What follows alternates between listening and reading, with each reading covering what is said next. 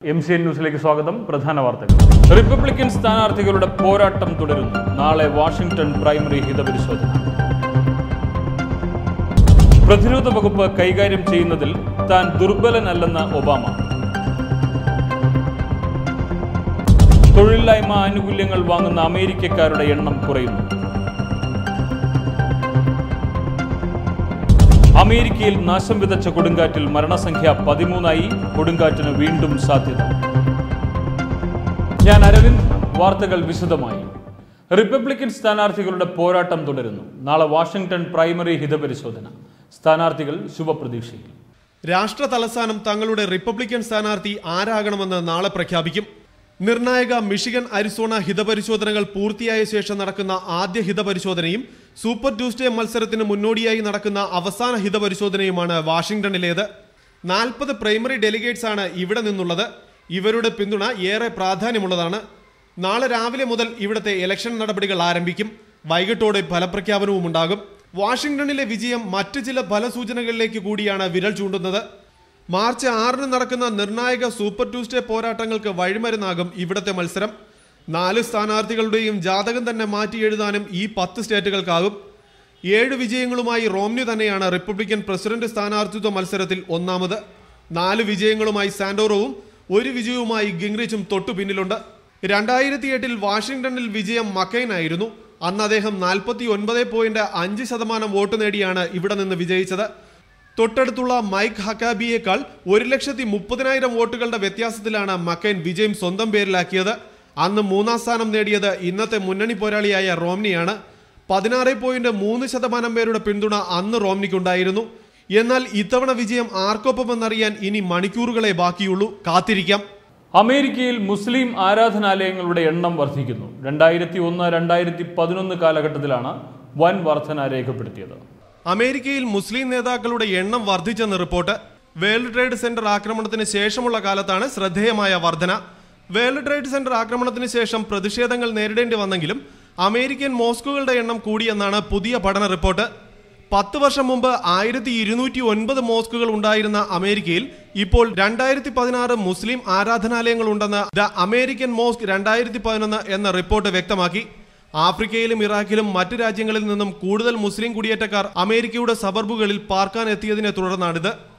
പുതിയ മുസ്ലിം ആരാധനാലയങ്ങളുടെ 4-1 നിർമ്മിച്ചത് 2000-നും 2011-നും ഇടയിലാണ്. മുസ്ലിങ്ങളെ അമേരിക്കൻ ജനത സംശയത്തോടെ നോക്കുകയും അധികൃതർ അവരെ കൂടുതൽ നിരീക്ഷിക്കുകയും ചെയ്ത കാലത്ത് തന്നെയാണ് ഇത് സംഭവിച്ചത്. അമേരിക്കയോട് ഇഴുകിച്ചേർന്ന നല്ലൊരു മുസ്ലിം കമ്മ്യൂണിറ്റി തന്നെ ഇക്കാലത്ത് ഇവിടെ വളർന്നെന്ന് പഠനം നടത്തിയ ഗവേഷകർ വ്യക്തമാക്കി. പുതിയ മോസ്കുകളിൽ കൂടുതലും ഉണ്ടായത് സിറ്റികളിലാണെന്ന് പഠനം സൂചിപ്പിക്കുന്നു. ഇസ്ലാമിക് സെന്ററുകളുടെ എണ്ണത്തിൽ മുമ്പിൽ നിൽക്കുന്നത് ന്യൂയോർക്കാണ്. 257 എണ്ണം. 246 ഇസ്ലാമിക് സെന്റർ ഉള്ള കാലിഫോർണിയ 2ാം സ്ഥാനത്തും 166 എണ്ണമുള്ള ഫ്ലോറിഡ 3ാം സ്ഥാനത്ത് നിൽക്കുന്നു. മോസ്കുകളിൽ എത്തുന്നവരിൽ കൂടുതൽ പേരും സൗത്ത് ഏഷ്യൻ മുസ്ലിങ്ങളാണെന്നാണ് പഠനത്തിൽ തെളിഞ്ഞത്. അമേരിക്കയിൽ തൊഴിലില്ലായ്മ ആനുകൂല്യത്തിനായി അപേക്ഷിക്കുന്നവരുടെ എണ്ണത്തിൽ റെക്കോർഡ് കുറവ്. 2008 ശേഷം ഏറ്റവും കുറഞ്ഞ നിരക്കാണ് ഇപ്പോൾ രേഖപ്പെടുത്തിയിരിക്കുന്നത്. തൊഴിലില്ലായ്മ ആനുകൂല്യത്തിനായി അമേരിക്കയിൽ അപേക്ഷിക്കുന്നവരുടെ എണ്ണം വീണ്ടും കുറഞ്ഞു. കഴിഞ്ഞ 4 വർഷത്തിനിടെയുള്ള ഏറ്റവും കുറഞ്ഞ നിരക്കാണിത്. ഓരോ ആഴ്ചയിലും ഈ ആനുകൂല്യത്തിനായി അപേക്ഷിക്കുന്നവരുടെ എണ്ണം 3,51,000 കുറഞ്ഞത്. അമേരിക്കൻ തൊഴിൽ വകുപ്പ് പുറത്തുവിട്ട പുതിയ കണക്കുകൾ പ്രകാരമാണ് ഇങ്ങനൊരു നിഗമനത്തിലെത്തിയത്. 2008 അമേരിക്കയിൽ തൊഴിൽരഹിതരുടെ ആനുകൂല്യത്തിനായി അപേക്ഷിക്കുന്നവരുടെ എണ്ണം ഇപ്പോഴത്തിന് സമാനമായത്. കഴിഞ്ഞ ഒക്ടോബർ മുതലായിരുന്നു ഈ നിരക്കിൽ കുറവ് രേഖപ്പെടുത്തി തുടങ്ങിയത്. ജനുവരിയിൽ മാത്രം 2,43,000 തൊഴിലവസരങ്ങളാണ് രാജ്യത്തുണ്ടായത്. ഇത് തൊഴിലവസരങ്ങളുടെ മാർക്കറ്റ് അഭിവൃദ്ധിപ്പെട്ടതിന്റെ ലക്ഷണങ്ങളാണ് കാണിക്കുന്നത്. അമേരിക്കയിലെ ഇപ്പോഴത്തെ തൊഴിലില്ലായ്മ നിരക്ക് 8.33%. ഇത് കഴിഞ്ഞ 3 വർഷത്തിനിടെയുള്ള ഏറ്റവും കുറഞ്ഞ നിരക്കാണ്. ഫെബ്രുവരിയിലെ കണക്കുകൾ ഇതുവരെയും പുറത്തുവിട്ടിട്ടില്ല. ഇതിൽ ഈ കണക്കുകൾ വീണ്ടും കുറയുമെന്നാണ് കണക്കാക്കപ്പെടുന്നത്. രാജ്യത്തെ സാമ്പത്തിക നിലയിലും ഗണ്യമായ വർധനവാണ് ഇപ്പോൾ രേഖപ്പെടുത്തിയിരിക്കുന്നത്. സാമ്പത്തിക തൊഴിൽ രംഗങ്ങളിൽ വന്ന വർധന ഈ വരുന്ന പ്രസിഡന്റ് തെരഞ്ഞെടുപ്പിൽ ഒബാമയ്ക്ക് നേട്ടമുണ്ടാക്കാൻ സഹായിക്കുമെന്നാണ് രാഷ്ട്രീയ വൃത്തങ്ങൾ നൽകുന്ന സൂചന. ഇല്ലിനോയി കുക്ക് കൗണ്ടിയിൽ പുകയില ഉൽപ്പന്നങ്ങളുടെ നികുതി വർദ്ധിപ്പിച്ചു. ഇതോടെ സിഗാറിനും പുകയില ഉൽപ്പന്നങ്ങൾക്കും വില വർദ്ധിക്കും. ഇല്ലിനോയി കുക്ക് കൗണ്ടിയിൽ സിഗാറിനും പുകയില ഉൽപ്പന്നങ്ങൾക്കും വില വർദ്ധിച്ചു. ഇത്തരം ലഹരി പദാർത്ഥങ്ങൾക്ക് അധിക നികുതി ഏർപ്പെടുത്തിയതാണ് വില വർദ്ധിക്കാൻ ഇടയാക്കിയത്. മാർച്ച് 1 മുതലായിരുന്നു പുതിയ നികുതി ഏർപ്പെടുത്തിയത് മൂലം വില വർധനവുണ്ടായത്.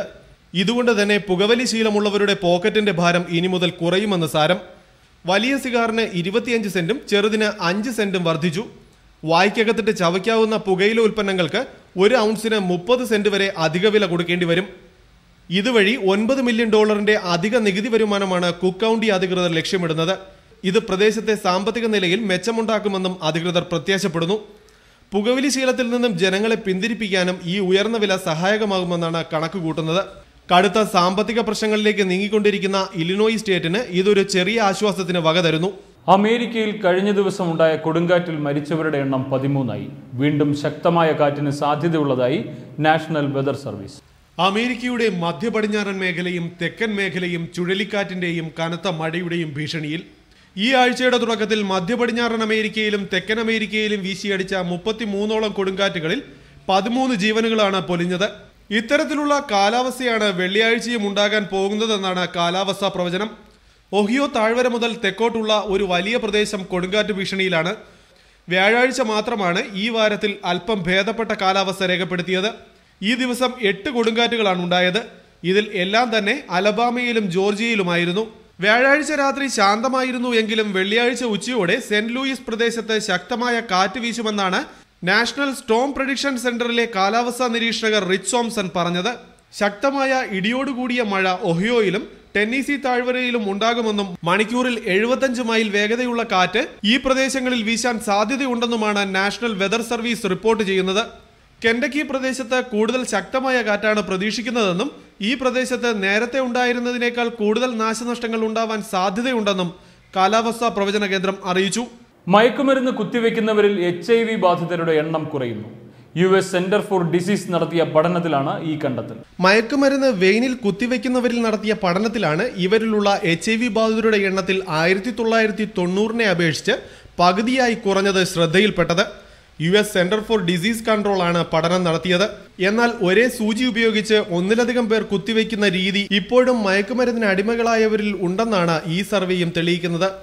20 പട്ടണങ്ങളിൽ നിന്നും തിരഞ്ഞെടുത്ത 10,000 ആളുകളിൽ നടത്തിയ പഠനത്തിൽ ഇഞ്ചക്ഷൻ എടുക്കുന്ന മയക്കുമരുന്ന് അടിമകളിൽ 9% പേർക്ക് എയ്ഡ്സ് രോഗത്തിലേക്ക് നയിക്കുന്ന HIV വൈറസ് ബാധിച്ചിട്ടുണ്ടെന്ന് തെളിഞ്ഞു. 2009-ലാണ് ഈ പഠനം നടത്തിയത്. എന്നാൽ 1990-ൽ നടത്തിയ പഠനത്തിൽ മയക്കുമരുന്ന് ഇഞ്ചക്ഷൻ എടുക്കുന്നവരിൽ 18% പേരാണ് HIV ബാധിതരായിരുന്നത്. മയക്കുമരുന്നിന് അടിമകളിലെ HIV ബാധിതരുടെ എണ്ണത്തിൽ കുറവ് വന്നിട്ടുണ്ടെങ്കിലും ഇപ്പോഴും അമേരിക്കയുടെ പല പട്ടണങ്ങളിലും ധാരാളം HIV ബാധിതരായ മയക്കുമരുന്നിന് അടിമകൾ ഉണ്ടെന്നും അവർ മയക്കുമരുന്ന് ഉപയോഗിക്കുന്ന രീതി കൂടുതൽ HIV ബാധിതരെ സൃഷ്ടിക്കും എന്നാണ് സെന്റർ ഫോർ ഡിസീസ് കൺട്രോളിലെ ഡോക്ടർ സിപ്രിയാൻ വെജ്നട്ട് പറഞ്ഞത്. മയക്കുമരുന്ന് ഉപയോഗിക്കുന്നവരിൽ 1/3 പേർ ഒരേ സിറിഞ്ച് ഉപയോഗിക്കുന്നവരും പകുതിയോളം പേർക്ക് ഒന്നിലധികം ലൈംഗിക പങ്കാളികളുള്ളവരുമാണ്. മയക്കുമരുന്നിന് അടിമയായിട്ടുള്ളവരിൽ ഭൂരിഭാഗം പേരും സുരക്ഷിതമല്ലാത്ത ലൈംഗിക ബന്ധം നടത്തുന്നുവെന്നും ഇത് HIV ബാധിതരുടെ എണ്ണം വർദ്ധിക്കാൻ ഇടയാക്കുമെന്നും പഠനം നടത്തിയ സെന്റർ ഫോർ ഡിസീസ് കൺട്രോളിലെ ഗവേഷകർ പറഞ്ഞു. എന്നാൽ മയക്കുമരുന്ന് ഉപയോഗിക്കുന്നവർ HIV ടെസ്റ്റ് നടത്താൻ വിമുഖത കാണിക്കുന്നതാണ് ഇത്തരത്തിൽ എണ്ണം കുറയാൻ കാരണമാക്കിയതെന്നും ഒരു വാദം നിലവിലുണ്ട്. വർഷത്തിലൊരിക്കലെങ്കിലും HIV ടെസ്റ്റ് നടത്തണമെന്നുണ്ടെങ്കിലും 49% പേർ മാത്രമാണ് HIV ടെസ്റ്റ് നടത്തി എന്നതും റിപ്പോർട്ടിന്റെ വിശ്വാസ്യതയിൽ സംശയം ജനിപ്പിക്കുന്നു. പ്രതിരോധ വകുപ്പ് കൈകാര്യം ചെയ്യുന്നതിൽ താൻ ദുർബലനാണെന്ന റിപ്പബ്ലിക്കൻ ആരോപണം ഒബാമ തള്ളി. തന്റെ വിദേശ നയങ്ങൾ അമേരിക്കൻ ജനതയ്ക്ക് സുരക്ഷിതത്വം നൽകിയെന്നും അദ്ദേഹം കൂട്ടിച്ചേർത്തു. ഡെമോക്രാറ്റുകൾ പ്രതിരോധ വകുപ്പ് കൈകാര്യം ചെയ്യുന്നതിൽ ദുർബലരല്ലെന്ന് താൻ തെളിയിച്ചതായി ഒബാമ. താൻ ഭരിച്ച 3 വർഷം പിന്തുടർന്ന വിദേശ നയം റിപ്പബ്ലിക്കൻ പാർട്ടിക്കാർ ആരോപിക്കുന്നത് പോലെ ഡെമോക്രാറ്റുകൾ പ്രതിരോധ വകുപ്പ് കൈകാര്യം ചെയ്യുന്നതിൽ ദുർബലരാണ് എന്ന വാദം പൊളിക്കുന്നതാണെന്ന് പ്രസിഡന്റ് ഒബാമ അഭിപ്രായപ്പെട്ടു. ധനവാന്മാരായ ഇലക്ഷൻ പ്രചാരകർ ഒരുക്കിയ വിരുന്നിനിടെയാണ് ഒബാമ ഈ അഭിപ്രായ പ്രകടനം നടത്തിയത്. വിദേശ നയം യഥാർത്ഥത്തിൽ തനിക്ക് ഏറ്റവും ഇഷ്ടമുള്ള വിഷയമാണെന്നും അദ്ദേഹം അറിയിച്ചു. ചില കേന്ദ്രങ്ങളിൽ നിന്നും ഉണ്ടാകുന്ന വിമർശനങ്ങൾക്ക് ഒരു പ്രസക്തിയുമില്ലെന്ന് പറഞ്ഞ അദ്ദേഹം ശക്തവും എന്നാൽ അമേരിക്കൻ പൗരന്മാർക്ക് പൂർണ്ണ സുരക്ഷ ഉറപ്പാക്കുന്നതും അമേരിക്കൻ മൂല്യങ്ങൾ ഉയർത്തിപ്പിടിക്കുന്നതുമായ വിദേശ നയമാണ് ഈ വർഷം താൻ നടപ്പിലാക്കിയതെന്നും അദ്ദേഹം അവകാശപ്പെട്ടു. 2009 മുതൽ നയതന്ത്രജ്ഞരുടെ മികവ് കൊണ്ട് അന്താരാഷ്ട്ര പ്രശ്നങ്ങൾ സമാധാനപരമായി പരിഹരിക്കുന്നതോടൊപ്പം തങ്ങളുടെ സുരക്ഷിതത്വത്തിനായി മാത്രം പട്ടാളക്കാരെ ഉപയോഗിക്കുകയും ചെയ്യുന്നത് പരക്കെ അംഗീകരിക്കപ്പെട്ടിട്ടുള്ള നയമാണ് അമേരിക്ക പിന്തുടരുന്നതെന്ന് അദ്ദേഹം വാദിച്ചു. റിപ്പബ്ലിക്കൻ പാർട്ടിക്കാർ പ്രത്യേകിച്ച് അവരുടെ പ്രസിഡന്റ് സ്ഥാനാർത്ഥിത്വ മത്സരത്തിലുള്ളവർ സ്ഥിരമായി ഒബാമ ദുർബലനായ ഒരു സൈനിക കമാൻഡറാണെന്ന് ആരോപിച്ചു പോന്നിരുന്നു. പ്രത്യേകിച്ച് റിപ്പബ്ലിക്കൻ ഹിതപരിശോധനയിൽ മുൻപന്തിയിലുള്ള മിറ്റ് റോംനെ. അവർക്കുള്ള മറുപടി കൂടിയായി ഒബാമയുടെ ഈ പ്രസ്താവന. വിജയകരമായി ഇറാഖ് യുദ്ധം അവസാനിപ്പിച്ചതും സെപ്റ്റംബർ 11 വേൾഡ് ട്രേഡ് സെന്റർ ആക്രമണത്തിന് ഉത്തരവാദിയായ ഒസാമ ബിൻ ലാദനെ വധിക്കാനായതും ഒബാമ സർക്കാരിന്റെ വിദേശ നയത്തിലെ സവിശേഷതയായി വിലയിരുത്തപ്പെടുമ്പോൾ അദ്ദേഹത്തിന്റെ പ്രസ്താവന റിപ്പബ്ലിക്കൻ ക്യാമ്പുകളിൽ ഏറെ ആശങ്ക പരത്തിയിട്ടുണ്ട്. ഒഹിയോയിൽ നടന്ന വെടിവെപ്പിനെ തുടർന്ന് അടച്ചിട്ട സ്കൂൾ ഇന്ന് വീണ്ടും തുറന്നു. അരുംകൊല നേരിട്ട് കണ്ട കുട്ടികളിൽ പലരുടെയും മാനസികാവസ്ഥ സാധാരണ നിലയിലായിട്ടില്ലെന്ന വെളിപ്പെടുത്തൽ. ഒഹിയോയിലെ ചാഡൻ ഹൈസ്കൂളിൽ വെടിവയ്പ് നടന്ന ശേഷം സ്കൂളിൽ ഇന്ന് ക്ലാസുകൾ വീണ്ടും പുനരാരംഭിച്ചു. സ്കൂളിലെ കഫറ്റീരിയയിലേക്ക് വന്ന മറ്റൊരു സ്കൂളിലെ വിദ്യാർത്ഥിയായ 17-കാരനാണ് യാതൊരു പ്രകോപനവുമില്ലാതെ വിദ്യാർത്ഥികൾക്ക് നേരെ വെടിയുതിർത്തത്. Thomas M. Lane III was charged with 3 counts of aggravated murder for killing 3 of our children, 2 counts of attempted aggravated murder for seriously injuring 2 of our students, and 1 count of felonious assault for the case in which an individual was nipped in the ear. ഇതിൽ 2 വിദ്യാർത്ഥികൾ കൊല്ലപ്പെട്ടിരുന്നു. 4ഓളം കുട്ടികൾക്ക് ഗുരുതരമായി പരിക്കേറ്റു. TJ line എന്ന ചെറുപ്പക്കാരനാണ് ഈ കേസിലെ പ്രതി. വ്യാഴാഴ്ച കോടതിയിൽ ഹാജരാക്കിയ ഇയാൾക്കെതിരെ മനഃപൂർവ്വമുള്ള നരഹത്യക്കുള്ള 3 ചാർജുകളാണ് ചാർത്തിയിരിക്കുന്നത്. സംഭവത്തിന് ശേഷം സ്കൂളിലെ പല കുട്ടികളുടെയും മാനസിക നിലയിൽ കോട്ടമുണ്ടായിട്ടുണ്ടെന്നാണ് റിപ്പോർട്ടുകൾ. കുട്ടികളിൽ പലരും കൗൺസിലിംഗിന് വിധേയരായതായും സൂചനകളുണ്ട്. തങ്ങളുടെ സഹപാഠികളുടെ മരണം കൺമുന്നിൽ കണ്ട വിദ്യാർത്ഥികളെ സാധാരണ നിലയിലേക്ക് കൊണ്ടുവരുവാനുള്ള പദ്ധതികൾ സ്കൂൾ അധികൃതർ സ്വീകരിച്ചിട്ടുണ്ടെന്ന് സ്കൂൾ സൂപ്രണ്ട് ജോസഫ് ബർഗ്രണ്ട് അറിയിച്ചു. സ്കൂൾ ജീവനക്കാരും അധ്യാപകരും കുട്ടികളുമായി കൂടുതൽ ഇടപഴകി പഴയ നിലയിൽ എത്തിക്കാനുള്ള പ്രവർത്തനങ്ങളായിരിക്കും അടുത്ത ദിവസങ്ങളിൽ നടത്തുക. അതിനുശേഷം മാത്രമേ പഴയ നിലയിലേക്ക് ക്ലാസുകൾ നടത്താനാകൂ. കൊല നടത്തിയ ശേഷം ഓടി രക്ഷപ്പെടാനൊരുങ്ങിയ ലൈനിനെ ഓടിച്ചിട്ട് പിടിച്ച school football team coach Frank hall ഇപ്പോൾ സ്കൂളിലെ ഹീറോ ആയിരിക്കുകയാണ്. മാർച്ച് 6-നാണ് ഈ കേസിലെ ഇനിയുള്ള വാദം നടക്കുക. മാർച്ച് 19-ന് കേസ് പ്രായപൂർത്തിയായവർക്കുള്ള കോടതിയിലേക്ക് മാറ്റുന്നത് സംബന്ധിച്ച് വാദം കേൾക്കും. നാളുകൾ നീണ്ട തയ്യാറെടുപ്പിനൊടുവിലാണ് ഇങ്ങനൊരു അറുംകൊലയ്ക്ക് പ്രതി തയ്യാറെടുത്തതെന്നാണ് ഇപ്പോഴുള്ള നിഗമനം. 22 കാലിബർ ഗൺ ഉപയോഗിച്ച് 10 റൗണ്ടാണ് ലൈൻ വിദ്യാർത്ഥികൾക്ക് നേരെ വെടിവെച്ചത്. ബാങ്ക് ഓഫ് അമേരിക്ക തങ്ങളുടെ ഉപഭോക്താക്കളുടെ മേൽ പുതിയ ഫീസുകൾ ചുമത്തി കാശുണ്ടാക്കാൻ ശ്രമിക്കുന്നതായി റിപ്പോർട്ടുകൾ. ഓൺലൈൻ ബാങ്കിംഗ് നടത്താത്തവർക്ക് പുതിയ ഫീസ് അടയ്ക്കേണ്ടി വരും. ബാങ്ക് ഓഫ് അമേരിക്ക കാശുണ്ടാക്കാനുള്ള പുതിയ വഴികൾ തേടുന്നു. ചെക്കിംഗ് അക്കൗണ്ട് ഉള്ളവരിൽ നിന്ന് മാസം തോറും ഫീസ് ഈടാക്കാൻ അവർ ആലോചിക്കുന്നതായാണ് സൂചന. ബാങ്ക് ഓഫ് അമേരിക്ക കസ്റ്റമർമാരുടെ പുറത്തു ചുമത്താവുന്ന ഫീസുകൾ ഏതൊക്കെയാണെന്ന അന്വേഷണത്തിലാണ്.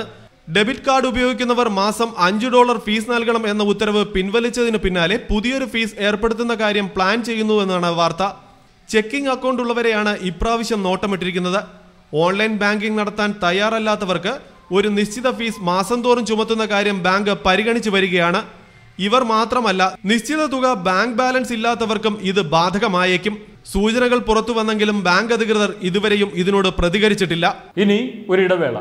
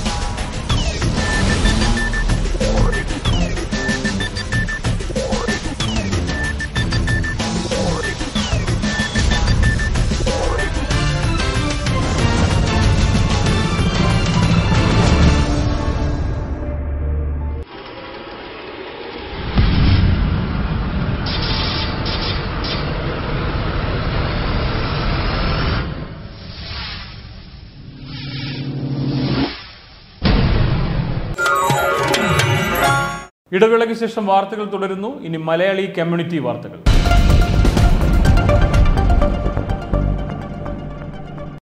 സീറോ മലബാർ സഭയ്ക്ക് ആർക്കി എപ്പിസ്കോപ്പൽ എന്ന സ്വതന്ത്ര പദവി ലഭിച്ച ശേഷം സഭാ മെത്രാന്മാരുടെ സിനഡ് തെരഞ്ഞെടുപ്പിലൂടെ വന്ന പ്രഥമ മേജർ ആർച്ച് ബിഷപ്പും 4ാമത്തെ കർദിനാളും SB കോളേജ് പൂർവ്വ വിദ്യാർത്ഥിയുമായ മാർ ജോർജ് ആലഞ്ചേരിക്ക് SB ആൻഡ് അസംഷൻ പൂർവ്വ വിദ്യാർത്ഥി സംഘടനയുടെ ഷിക്കാഗോ ചാപ്റ്ററിന്റെ അഭിനന്ദനങ്ങൾ നേർന്നു.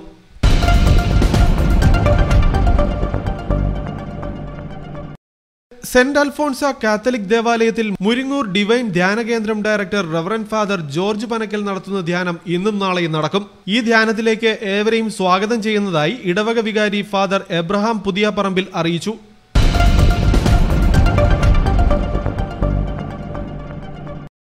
അമേരിക്കൻ ത്രില്ലർ എക്സ്പ്രസ് എന്ന മെഗാ ഷോയുടെ ടിക്കറ്റ് വിൽപ്പനയുടെ ഉദ്ഘാടനം അറ്റ്ലാന്റ സെന്റ് തോമസ് ഓർത്തഡോക്സ് പള്ളിയിൽ നടന്നു. Kerala gardens partner doctor Alexander, ഭാര്യ ആനി അലക്സാണ്ടർ എന്നിവർ പള്ളി വികാരി ഫാദർ വിൽസൺ മണലേത്തിന്റെ കയ്യിൽ നിന്നും ആദ്യ ടിക്കറ്റ് വാങ്ങിയാണ് ഈ പരിപാടിയുടെ കിക്ക് ഓഫ് നിർവഹിച്ചത്. ഗ്രാൻഡ് സ്പോൺസറായ ഷുഗർ ലോഫ് പീഡിയാട്രിക്സിന് വേണ്ടി ഡോക്ടർ സൂസൻ മാത്യുവും മറ്റു സ്പോൺസർമാരും ടിക്കറ്റുകൾ ഏറ്റുവാങ്ങി. Programme convener Mathan Mathew, joint convener Thomas Eapen, Saji George എന്നിവരും ഈ യോഗത്തിൽ സന്നിഹിതരായിരുന്നു.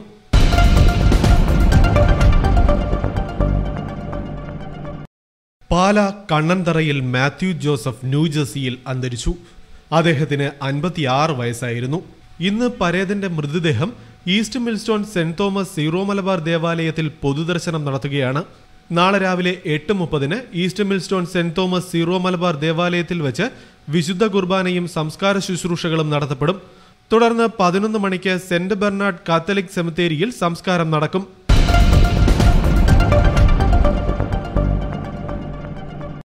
ഇനി കേരള ഡെസ്ക്.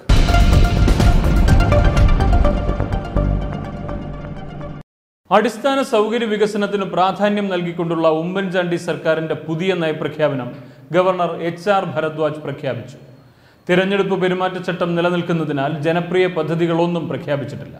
അടിസ്ഥാന സൗകര്യ വികസനത്തിന് മുൻതൂക്കം നൽകിക്കൊണ്ടുള്ള ഉമ്മൻചാണ്ടി സർക്കാരിന്റെ നയം ഗവർണർ HR ഭരദ്വാജ് പ്രഖ്യാപിച്ചു. Honorable Speaker, honorable members, I cordially welcome all of you to this first session of the 13th Kerala State Legislative Assembly for the year 2012. മുല്ലപ്പെരിയാറിൽ പുതിയ ഡാം നിർമ്മിക്കുന്നതിനുള്ള പ്രവർത്തനങ്ങൾ തുടരും. ആഴക്കടലിലുണ്ടായ മത്സ്യത്തൊഴിലാളികളുടെ ദാരുണമായ മരണത്തിന്റെ പശ്ചാത്തലത്തിൽ തീരദേശ സുരക്ഷയ്ക്ക് കൂടുതൽ ഊന്നൽ നൽകും. നഴ്സുമാരുടെ തൊഴിൽ സാഹചര്യം മെച്ചപ്പെടുത്താൻ സർക്കാർ പ്രതിജ്ഞാബദ്ധമാണെന്നും ഗവർണർ പ്രഖ്യാപിച്ചു. വിവിധ മേഖലകളിലെ ദീർഘകാല വികസനം ലക്ഷ്യമിട്ട് വിഷൻ 2030 എന്ന പദ്ധതിക്ക് സർക്കാർ തുടക്കമിട്ടു. സാം പിത്രോദ ഉൾപ്പെടെയുള്ള വിദഗ്ധരുടെ മേൽനോട്ടത്തോടെയാവും ഇത് തയ്യാറാക്കുക. വികസനവും കരുതലും അനുകമ്പയും എന്നതാണ് വിഷൻ 2030 മുദ്രാവാക്യം. പിറവം ഉപതെരഞ്ഞെടുപ്പിന്റെ പെരുമാറ്റച്ചട്ടം നിലവിലുള്ളതിനാൽ ജനപ്രിയ പദ്ധതികളൊന്നും പുതുതായി പ്രഖ്യാപിച്ചിട്ടില്ല. എന്നാൽ എല്ലാ മേഖലയിലും പുതുതായി നടപ്പാക്കാൻ ഉദ്ദേശിക്കുന്ന പരിപാടികൾ നയപ്രഖ്യാപനത്തിൽ വ്യക്തമാക്കിയിട്ടുണ്ട്. അടിസ്ഥാന സൗകര്യ വികസനത്തിന് പൊതു സ്വകാര്യ പഞ്ചായത്ത് പങ്കാളിത്തത്തോടെ പദ്ധതികൾ നടപ്പിലാക്കും. കണ്ണൂർ വിമാനത്താവളത്തിന്റെ റൺവേയുടെ പണി ഈ വർഷം തുടങ്ങും. കൊച്ചി വിമാനത്താവളത്തിന് പുതിയ അന്താരാഷ്ട്ര ടെർമിനൽ, 33,000 കിലോമീറ്റർ റോഡിന്റെ ഗുണനിലവാരം ഉയർത്തും. കോഴിക്കോടും തിരുവനന്തപുരത്തും മോണോ റെയിലിന് നടപടികൾ. IT പാർക്കുകളിൽ 53.5 ലക്ഷം ചതുരശ്ര അടി സ്ഥലം കൂടി. മാലിന്യ സംസ്കരണത്തിന് നഗരങ്ങളിലും തദ്ദേശ സ്ഥാപനങ്ങളിലും പുതിയ പദ്ധതികൾ. സ്മാർട്ട് സിറ്റിയുടെ മാതൃകയിൽ അക്കാദമിക് സിറ്റി. വനിതകൾക്ക് പോലീസിൽ 10% സംവരണം. കൃഷിനഷ്ടം നേരിടുന്ന കർഷകർക്ക് വരുമാന ഭദ്രത. കൊച്ചി കോയമ്പത്തൂർ ഇടനാഴിയിൽ ദേശീയ നിക്ഷേപ ഉൽപാദന മേഖലകൾ. മധ്യകേരളത്തിൽ electronic city. Kozhikode mega food park. അടിയന്തര ആംബുലൻസ് സർവീസ് എല്ലാ ജില്ലകളിലേക്കും വ്യാപിപ്പിക്കും. സാന്ത്വന ചികിത്സ എല്ലാ പഞ്ചായത്തുകളിലും നടപ്പിലാക്കും. മൂവാറ്റുപുഴ ജലസേചന പദ്ധതി ഈ വർഷം കമ്മീഷൻ ചെയ്യും. തുടങ്ങിയവയാണ് ഈ വർഷത്തെ നയപ്രഖ്യാപനത്തിലെ പ്രധാന പ്രഖ്യാപനങ്ങൾ.